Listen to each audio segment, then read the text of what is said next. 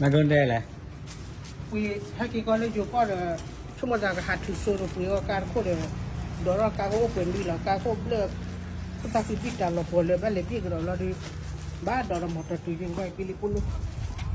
ต้องเราชมไม่ใช่ยังไม่ปุยกาให้กินแต่ว่าจริงเรื่องนี้บ้างจ้ะปุยเราหมดตัวหัดเราได้เราหมดตัวจริงปุ่นยังต้องลูกปุยกาไม่ได้จะเหลืออะไรปุยกาแล้วจะตัวว่าการจริงใช่ไหมเราเตะกี่วันเลยโอ้เล่นใหญ่อยู่ก็เดี๋ยวป้าหาตอนนั้นกิริปุ่นรู้จริงแล้วเราก็เคยให้กินช่วงแต่ต้องทรยศแล้วเราก็เคยให้กินบ้าตอนนั้นหมดตัวกิริปุ่นรู้จริงปุยกาก็มาพักตัวปุยกาเดี๋ยวว่าเขาอะไรเงี้ยจะช่วยนะก็ได้บ้านเลยอ่านเลยตั้งแล้วหมดตัวที่เขาเป็นเดี๋ยวเราถ้าหมดตัวที่กิริปุ่นรู้ต่อเลยนะ